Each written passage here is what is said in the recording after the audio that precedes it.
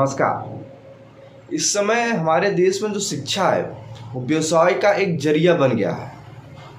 अब गुरु नहीं है, गुरु को पैसा चाहिए तभी शिक्षा, और शिक्षा ऐसा कि हर समय पैसा वसूली।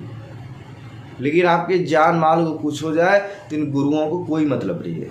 ये जो डिजिटली गुरु बने हैं आजकल, विकास देव विकृति हो, राव स्टडी सेंटर हो, अवध ओझा हो, मतलब खान स्टडी सेंटर हो, इन सब को अगर हम देखें कि इनके पढ़ाने का मतलब क्या है।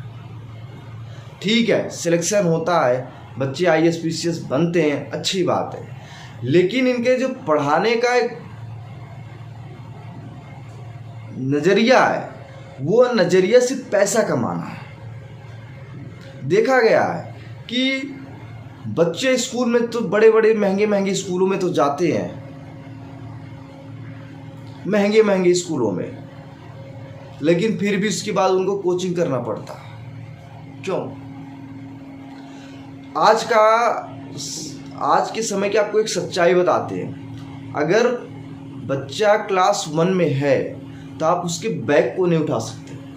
उसके ऊपर इतना प्रेशर डाल दिया जाता है शुरू से कि बेटा तुम्हें IAS बनना है, तुम्हें इंजीनियर बनना है, तुम्हें डॉक्टर बनना है, और स्कूल वाले इतने प्रोजेक्ट दे देंगे, ये काम करना है, ये काम करना है, ये काम करना है, ये काम करना है। बच्चा उस प्रोजेक्ट, उस स्कूल के काम से बाहर निकल ही नहीं पाता, डिप्रेशन में शुरू से ही चला जा रहा है।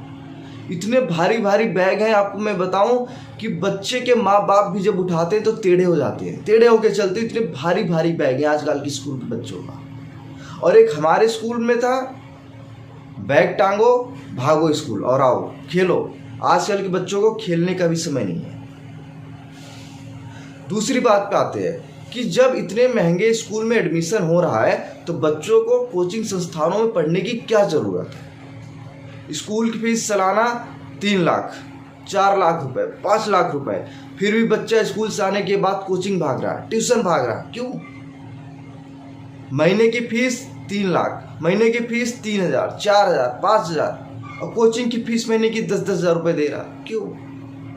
आखिर स्कूल में पढ़ाई नहीं हो रही। आपको जान के हैरानी होगी कि जो टीचर स्कूल में पढ़ा रहे हैं वही टीचर कोचिंग में पढ़ा रहे हैं। ये आजकल की सच्चाई है। बच्चे और पेरेंट्स की देन है कि स्कूल वाले जो शिक्षक हैं वो कोचिंग पढ़ा रहे हैं। क्योंकि आजकल के माँ बाप में और लोगों में एक भ्रम फैल गया है कि स्कूल में पढ़ाई नहीं होती, जबकि स्कूल में एडमिशन के लिए वो लाखों रुपए से ज़्यादा फीस देते हैं। अब कोचिंग में आके देखो 3 घंटे, 4 घंटे, 5 घंटे कोचिंग पढ़ाई जाती है। यही शिक्षक कहते हैं कि सरकारी स्कूल में पढ़ाई नहीं होती, सरकारी स्कूल में एडमिशन मत लेना, लेकिन अब जैसे ही 12th पास करोगे कहेंगे कि सरकारी स्कूल में एडमिशन लेना।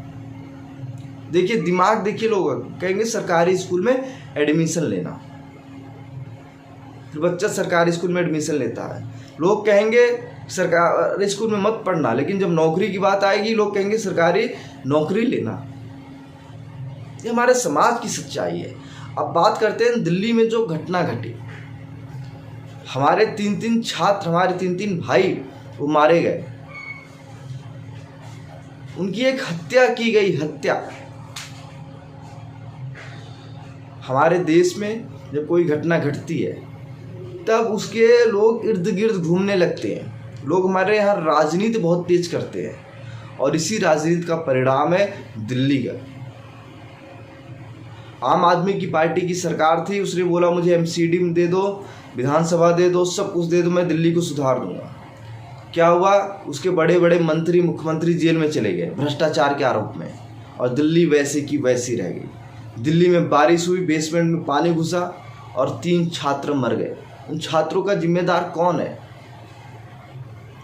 वो एक सपना लेकर आए थे दिल्ली में कि IAS PCS बन के अपने गांव में जाएंगे, एक नाम रोशन करेंगे, देश के लिए काम करेंगे, लेकिन इन चंद रुपयों के लिए, इन रुपया जीवियों ने छात्रों के जीवन के साथ खिलवाड़ किया।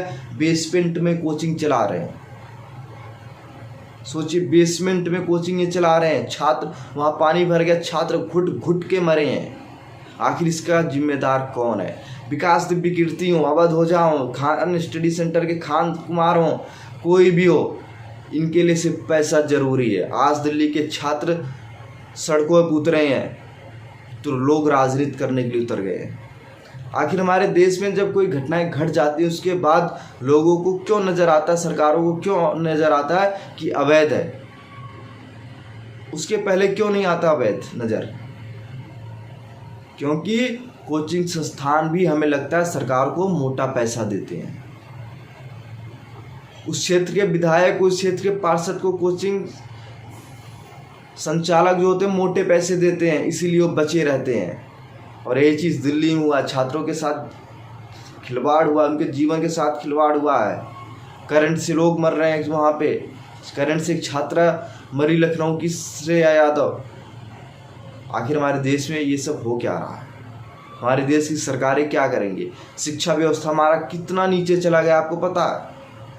लोग लाखों रुपए महीने की फीस दे रहे हैं, हज़ारों रुपए महीने की फीस दे रहे हैं, सालाना लाखों रुपए फीस दे रहे हैं, लेकिन शिक्षा व्यवस्था वहीं की वहीं है। आजकल का जो शिक्षा व्यवस्था है वो पैसा कमाने का एक जरिया है, और यही लूट फसाद प्राइवेट स्कूल वाले कर रहे हैं। नमस्कार।